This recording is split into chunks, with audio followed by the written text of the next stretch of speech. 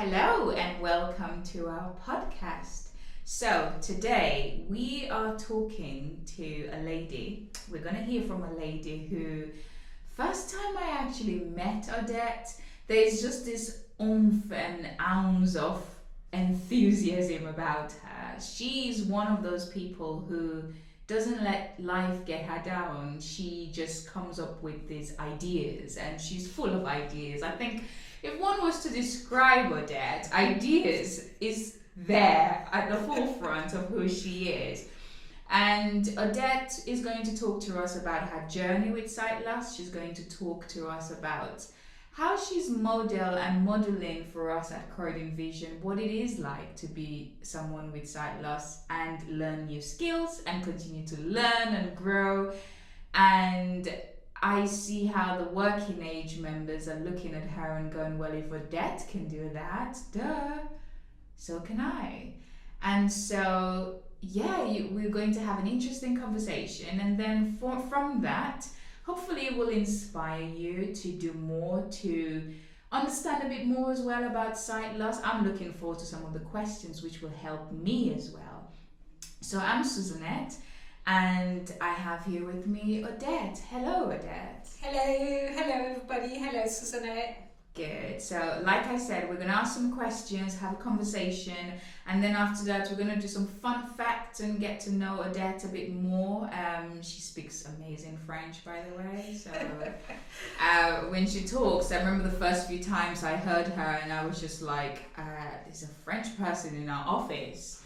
And I had to get used to it. I do have a French accent. She I does. Still have it. You do, and it's amazing. So, Odette, have you always been visually impaired? No, Susanette. I was born sighted, fully sighted. I grew up as a child in France, and I was sighted, and my sight I started to notice a deterioration in my mid-30s. But looking back at it, I think I had some symptoms when I was at school. I remember looking at the blackboard when I was in secondary school, and the maths teacher was scribbling away with a chalk. That shows you how old I am. And everybody was taking notes, and I was thinking, I can see all these spots. But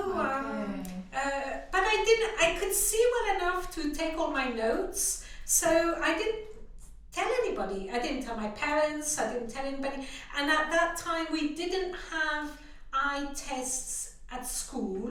So, and my parents, I suppose if you don't say anything, you have good marks, you're working at school, they're not going to question. They're not going to ask you to have an eye test. So in some sense, I'm kind of happy because I grew up normal with all my other playmates and schoolmates, and I didn't have this kind of thought in my head that I might become blind when I grow up. Yeah. So in that sense, I'm kind of happy it didn't happen. Right. I don't have a condition that something could have been done about it. So I do urge people, if your school doesn't give you eye tests, still go and have one occasionally, especially if there are eye conditions in your family. Yeah. But you see, I was the only one in my family, so even so, I think it's just good policy, good sort of health practice to go and have an eye test anyways. Yeah. So there you are. I kind of, it kind of went first, I think I was on the underground, and I was trying to see where the tube was going, and I don't know why, it looked a bit fuzzy, so I tried with my right eye, and then with my left eye, and my left eye, I actually couldn't read it, and that's the first time I really thought that, something's wrong with my eyes. Yes. So that's how I kind of discovered it. Yes. Now you touched on a point which is really good, is that, some conditions, obviously, they deteriorate with time, but there are those that can be caught. That's it. And preventions can be done, or just slowed down. So that's really in that important, sense, which is good. You've also touched a bit on my next question, which is how has your sight changed over your lifetime? So let's explain a little bit more. So what I've got is called Stargardts disease, and it's a deterioration of the center of your vision. It's a bit like macular degeneration. So it affects just the center of your vision. It's a genetic. So both sides of my family, my mum and my dad, would have needed to have the defective gene for me to have this disease. And the way it happened, so at first I saw like sparkly dots, so it's a bit like having a little ball of fireworks in front of your eyes all the time.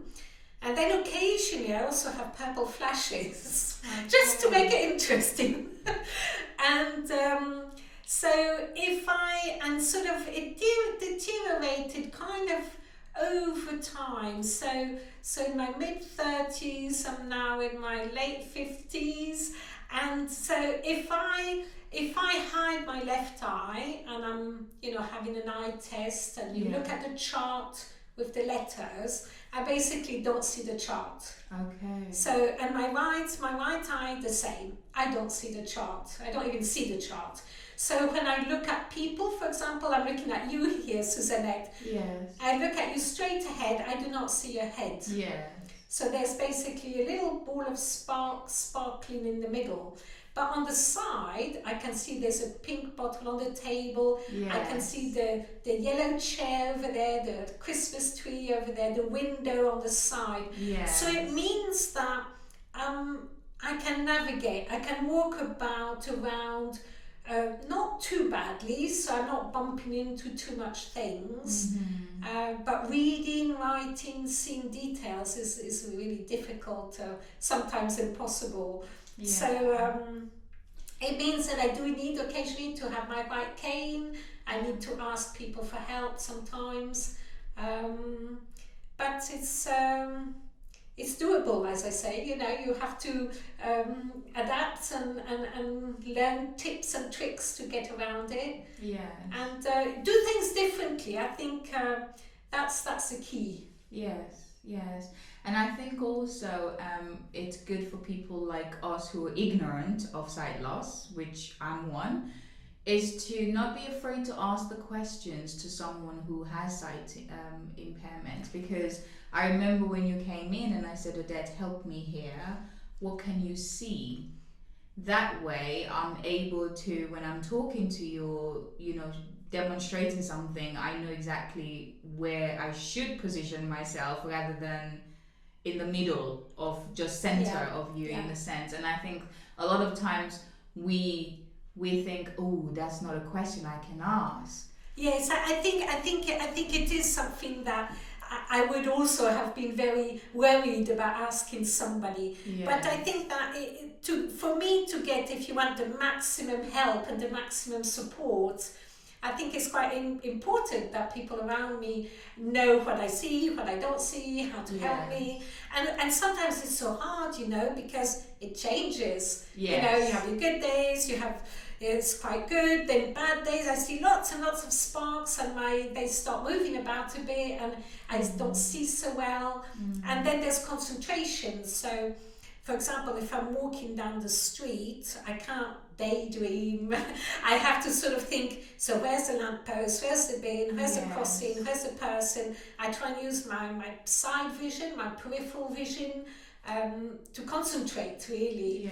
And so at work, for example, as you said, and the thing is that other friends and members of staff who are visually impaired, they're going to see the world differently. So what you're going to find that works for me might not work for somebody else. And that's why I think for me, I wouldn't want you to generalize, to sort of think, okay, for that, that's the solution for all visually impaired people. Oh, no, of course. And that's why I think it's really important for you to ask me for my personal needs, from my point of view, so to speak. No, definitely, and it's understanding. I mean, for instance, we have a number of people, as you know, who are visually impaired in the team, and it's understanding. I did the same with Glenn when he came in, and I was like, "What can you see?" And Yes. obviously, it's understanding, so then communicate and say, would that be enough for you? Or because I'm learning about it as well. Absolutely. Before chronic vision, the only thing I knew about sight loss was when I went and took my driving exam, and I knew that white cane meant Somebody who can't someone see. someone who Yes. can't see. And so it's always about learning, and like you said, it's not generalizing one person's sight loss as saying, well, now I know the fix for Yes. everything else, Yeah. because how many times I've walked into the room and one person will say to me, oh, I like that light, another person says that gives me headache. Yes. And then another says, I can't see the light. So Yes. you got 3 different perspectives in one room. And Yes. so I've learned to try my best to understand, and as an individual rather than collectively, in a sense. And I, as you know, I coach tennis. So even with sports as well, when you are actually talking to people who are visually impaired or have very poor vision, everybody's so different. So to support them, I always ask, so how do you see the world? What do you see, what you don't see? And I think for me, I could maybe feel a bit depressed. Here we go again. I'm going to have to say, what I see, what I don't see. But in the end, I am getting more out of it by telling you, than by not, in a way, by hiding it or by being embarrassed about it. Yeah. So I think it's really important to ask and to yes. And for people like me, not to be as scared or embarrassed of saying, sort of saying what works, what doesn't work, and what helps, and that kind of thing. Exactly, because I think it helps me much more, and then it helps the team as well. So, and it helps people you want to support, isn't it? And so it's a win-win situation. Absolutely, and in another sense, also, Susanne, I think it helps me to define it, to say it. So then when people ask, say if I was going to go, I don't know, to another team, meet other people, I know exactly what to say because I've practiced, because I've said it, and so it sort of makes it more precise in my head as well, I think. So in some ways it does help me too. Yes. So going on, we've talked a bit about your journey, and I'm sure there's lots more to it. In that journey of sight loss, what new skills did you develop as your sight changed? Well, my dad has told me that my memory has developed. I have a better memory than I used to. You have to remember things. Yeah. But one thing that I find very strange is that as I grew up as a sighted child, you learn off by heart, by seeing. Mm-hmm. So you see a poem, you learn it off by heart, and you go and say it in front of the class, or you learn your timetables, you learn your vocabulary, you learn things by reading, by seeing. So it's like your memory wants to see letters. You close your eyes and you try and remember how something is spelt, or somebody's name, or things like that. And I think for a long time, and still now, my brain wants to see it written down. I see. But I haven't read a book since 92 or 93. Oh, so wow. Although I think you do learn a lot by reading. My reading is slow, I would say, because I need to look at the letters, and I think then my brain makes the rest up. So sometimes it makes a mistake, and sometimes it's right, so there's that as well. But other skills I've definitely learned how to use a computer, because when I was sighted, I was a dance teacher, so I didn't really use the computer a lot. So I had to change in careers. I had to sort of develop a lot of new skills. I started off doing a PA course, doing administration. So it's hard to know if I had been sighted, which career path I would have gone through. One doesn't know. But I definitely learned a lot of skills. I was managing a resource center. I became a CEO of an organization. Yeah. So there's all these skills, all these sort of professional skills that I learned as well. Yeah. And network. So then there's, I suppose, a lot of things I've learned also is how to do things as a visually impaired person, because that's skills I wouldn't have needed to know. And like you, before being visually impaired, I never met anybody who was blind or visually impaired. So for me, it was also totally new, meeting a lot of people, meeting new people who are blind, visually impaired, and how they functioned, and learn from them, so that then I could get all my tips and my tricks of how to do things. So, and I mentioned earlier, one of the things I learned is playing tennis. And I never knew I would have taken up that sport as a blind person. It's a bit incredible, but there you go.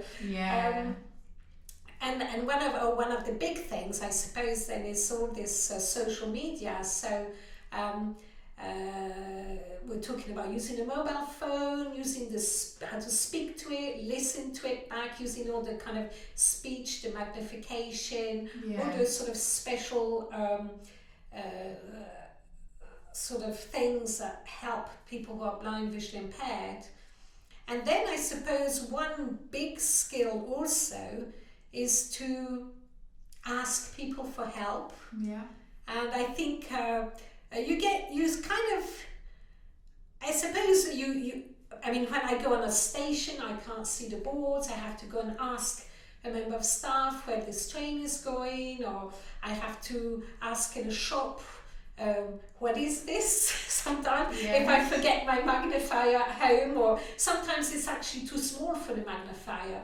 So sometimes I have to ask for the date, when is this sell-by date, and is this with salt, without salt, is this mustard, is it honey? Things like that. And to kind of you kind of learn to know how to ask questions to get the best help.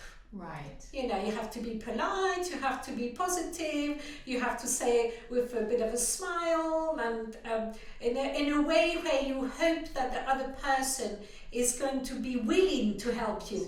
It's not going to find it, what is this person asking me this for? Can't they do it themselves? That kind. You want to kind of help people help you, and that's, I think, a skill that I have developed, and that has really, really, helped me a lot. Yes, because it's you do get the element where from both sides there's the hesitation of wanting to ask for help, and then also there's also the place of the other person who, if they're seeing you walking down the road and you look abled and their tendencies of not understanding or knowing that you actually need help, because nothing about you speaks that you need help. But even with the white cane, I still get some people pointing to a board. It's up there. Because they absolutely know nothing about it. And sometimes it's just a reflex. They're just so used to doing it. They don't even clock you have a cane, really. They're on an automatic pilot, And I think it's understanding all that. And, exactly. Did we have that? It was in Anna, remember, at the creative writing workshop. And when we were doing the housekeeping, and she said, "Oh, it's over there," and I was like, "Anna, you should know better than to describe." And it's just, it's true, and you consciously and intentionally have to make sure you're communicating well in an accessible way. Definitely. So I was going to ask this question, which I think it will help me and help a lot of viewers, which is more of, what are sort of like ways people talk about visual impairment or blindness that really annoys you? Or you just don't like the phrase used, and it would be better that we say it in a different way? Yeah. I don't know. In the end, I don't mind, whether I'm blind, visually impaired, partially sighted. Amongst ourselves, we'll even say partials and blindies, which are probably not politically correct. But you are what you are in the end. I think it's when people start talking to you in a way that maybe you're not understanding. So they're not thinking about your eyes, they're thinking that maybe your brain as well has been affected in some ways. Oh, I see. Or they maybe even think that you can't hear. So they will talk to you in a way that, and you sort of think, it's just my eyes. Yeah. So that kind of annoys me. Okay. Because they've made assumptions that, Yes. they shouldn't have, in a sense. Yes, yes. Is it like, I think I saw a program with an older lady and someone came close to her and was shouting at her, and then she let them talk. They were talking thinking she's deaf. Yes. And then she turned around and she said, "Do you mind not shouting? Because I can hear you perfectly well." Yes. And, yes. And it's that notion of Yes. some stereotype. So it's true, and I think sometimes people are trying to help too much, in a sense, without thinking, is that the kind of help that person needs? Yes. Yes. But I've had friends who had guide dogs, and people would talk to the dog, for example. Yeah. that is silly. That I don't like. That I said, come on, use your brain a little bit. Yeah. The dog won't know what you're saying, So there's a lot of awareness training and support to people that is required. And I think it maybe also comes because people are a bit embarrassed, a bit scared, and like us, they haven't met anybody who's blind, visually impaired. They don't quite know what's the right thing to do, and so they overdo it. I think true. And I think from having been sighted and becoming visually impaired, I kind of have a foot on both sides in a way. I kind of sort of think, so would I have reacted like that? Maybe, I don't know. And I think culturally as well can have an impact to it, because there are people who come from countries where someone who's visually impaired does nothing. Yes. And so an element of pity comes in how they will treat that person, rather than looking at someone like yourself and say, hang on a minute, she's working, really? Yes. It almost comes as if like that's just not believable. That's not something. And if you go back, you notice that their culture has those elements where someone with sight loss may just be at home and be cared for.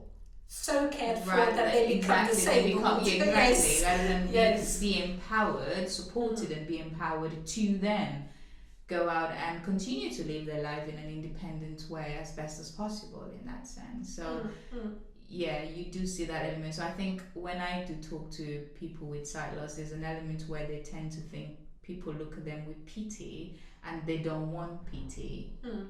Just help me talk to me I like need. a normal person. Exactly, Yes. that sense. And then help me when I need the help. But yes.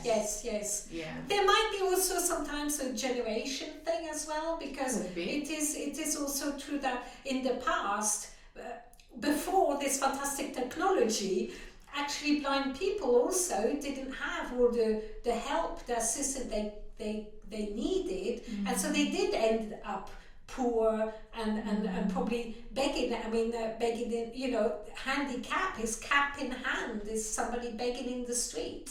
So people thought, blind, they were like jobs that were kind of earmarked for blind people. You'd be a piano tuner, a physio, you'd do baskets, and you'd sing in choirs, a cappella, sort of, you'd go around. And so people kind of have, if you want, and stereotypes last a long time. Even now, we're working with computers, mobile phones, and people still have a bit of that stereotype left over. Yes. Well, thank you. This has been really insightful, and I'm going to ask you some quick questions about getting to know you more. So, what's your favorite color, Odette? Ooh, that's a hard one because I don't really have like a favorite color. Okay. I think it depends on my mood. Oh, okay. Yeah. All right. I mean, sometimes I like bright colors. Right. Not because probably because I want all the cyclists and the drivers to notice me. But no, I think it reflects my jolly mood. My positive mood. Yeah. I do see colours, so I do, but I don't have like a favourite colour. Okay. Not really. No. All right. Cool. When you were a child, what was your dream? What did you want it to be? Oh! I had a dream. I remember. I wanted to go to Mars and grow crops. Really? Yes, because I'd seen this. We used to receive these UNESCO magazines. And I would see articles about the hunger in the world, in Sudan and in African countries. Okay. Pictures of children being hungry.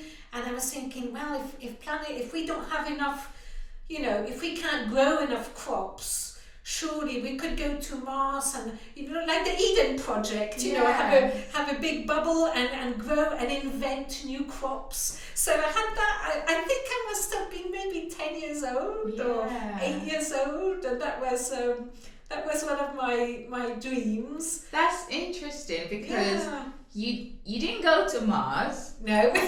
Thank God for that. But there's something you said, which is that the care in you. There was a reason why you wanted to do it, and that hasn't changed. No, I suppose it hasn't. It hasn't. Because you still are in many ways helping and supporting, and that care of making a difference in someone's life is still there. Yes. So from 8, you were thinking about that. About people, other people, and how you can care for them. And we had another segment of a podcast that we did. One of our volunteers who we did with, one of the description they said about you is Odette is a caring person. Ah, there you go. So it's interesting. It has trailed I hadn't thought about that. Yeah. But I must say that last year for my birthday, my husband bought me a polytunnel. So I've been growing my own vegetables in Croydon. Oh, I see. So we started Croydon Farm. So you started a farm. We're thinking about Brexit and all that. So, we're going to miss vegetables. Interesting. But with all the virus and the lockdown, it's been great. All through the summer, I had fresh vegetables. Yes, you were saying that. Really good. Yeah. Cool. And one last question. What is your favorite songs? If you had to choose 3, what would they be? Favorite songs? Songs, yeah. Well, you probably know I love dancing. Yes. So it's gonna have to be dance tunes, really. I love dancing rock and roll. I do like Elvis. And one of Elvis in the building. Presley. Some of his songs, you can really do a really good dance to it. Yes. And Blue Suede Shoes, I really like that one. I love Chuck Berry. I know it's a bit old-fashioned, but that's probably because I dance rock and roll and jive with my husband. Yeah. I love Johnny B. Good because I saw Chuck Berry in concert twice. I saw him in Austria and then in France, and he was amazing on stage. He had so much energy, so much fun and energy. Yes, it was amazing to see. So that's definitely those 2 songs. A third song, I do like so many different musics. We went to a festival, a dance festival. There was Cajun dance, so there was Cajun food, there was Cajun music, and we took some workshops and learned how to do Cajun dances. And the Cajun are the French people that were in Louisiana, and then Louis XIV, Louis XVI, one of the kings of France, sold it back to the USA. So they were kind of stranded there in a sense. So there's a whole French community, and the French they speak is very old French. So when we listen to it, it makes us smile because it's not the same French we talk nowadays. And it's but it has a kind of nostalgia to it. So lâche pas la patate, mon frère, which means don't let go of your potatoes, which means don't become depressed. Stay positive. Don't let go of your potatoes. And it's a very old French saying in a way. Right. To not lose faith. Don't become depressed. Keep it together. Yeah. Don't let go of your potatoes, because I suppose they would have helped people go through famines. Yes. If you and you can cut them and plant them again next year. True. So don't eat them all. Don't let go of them. Yeah. Keep the crop for next year. And you are a template of that. Like I said, your enthusiasm and just how you are as a person embodies that. So yeah, well, thank you, Odette. It's been really interesting to get to know some of the facts about you and just understanding a bit more about your journey. How did you find it? No, it's really fun, and really I think I hope that through sharing my story, my journey, and how I managed, if you want, how I sort of adapted, is going to inspire other people to do the same. And to give hope to people, because it's true, when you become visually impaired, when the hospital says, "Oh, there's nothing we can do about it," and you're kind of left there a bit stranded, and to find your way to rehabilitation, if you want, or to sort of recreate yourself and find ways to enjoy life and have fun and as you say, develop new skills, learn new things, keep growing your whole life, not feel that you're that's the end and you're going to stop there, and exactly. And I hope that through sharing my story, it will inspire people to grow, to sort of keep moving and to enjoy life. Yeah, no, I mean, I've definitely felt inspired. So, thank you very much. And I'm sure that many people will feel inspired and be hopeful, especially at this time, at times like this. It's been hopeful. And keep your potatoes. That's a line that I'm definitely taking.